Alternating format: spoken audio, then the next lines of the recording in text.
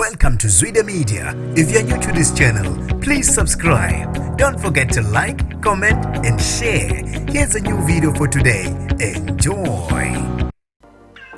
Umnyango wozokuhlunyeleliswa kwezemilo kwaZulu Natal usuzwakalise ke okukhulu ukuphoxeka kulandela ke ukusabalala kwevideo yocansi phakathi ke kukaJele wesifazane kanye nesiboshwa esigcwele ezinkundleni zokuxhumana kubala ke uWhatsApp. Sanibonani ngenibingelele ngiphinde nginamukele kuphi nakuphi la nibola khona le video. Mangokuqala isijonele likhasi wamulekile igama lami ngusibonga konke wakandwando. Mothanda ke ungangibiza intatheli ka YouTube. Monga subscribe ngicela usubscribe uphinde ke ucinde nebhele khona phela uYouTube angeke akuvalele ngaphandle ngaso sonke isikhathi masifaka ehamba phambili kanye nesematheni khona la kwi-TV yakho engunqa phambili.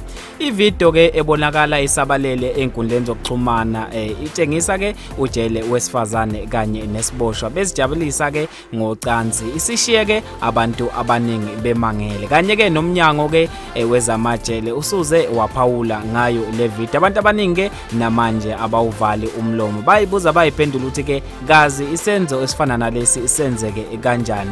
Ukuphawula ke komnyango wezamajele bathi ke ivideo eshaqisayo ucansi phakathi kukaJele nesiboshwa ibaphoxe kakhulu futhi ke bathi ihlazo kakhulu ukubona ke uJele kanye nesiboshwa bebhizi bejabulisa ngocansi. Bathi ke abafisi ukuthi ke into ekanje iphinde iyenzeke. Babike khona ukuthi ke uJele uzothathelwa ke inyathelo ezimqoka futhi ke naso ke isiboshwa kanjalo bathi bazosithathela izinyathelo. Basho ke nanokuthi ke oJele abanye boJele sebezofakwa amakamera ukuze ke kugwenye izimo ezifana nalezi. Abantu ke bafethu banembono eyahlukahlukene. Indaba evelayo zithi ke uJele kanye nalo oyisiboshwa bashadile ke bashada bese ngaphandle bangabantu ke abathandanayo. Mina ngintatheli ka YouTube bafethu ngizofisa ukwazi ukuthi ke ngabe kuthini ukuphawula kwakho ngale video ethe yasabalala khona einkundleni zokuxhumana etshengisa uJele kanye ke nesiboshwa bebhizi ke bezitika bezijabulisa ngocansi. Mina ke ngiyaphela khona la vele siqede ke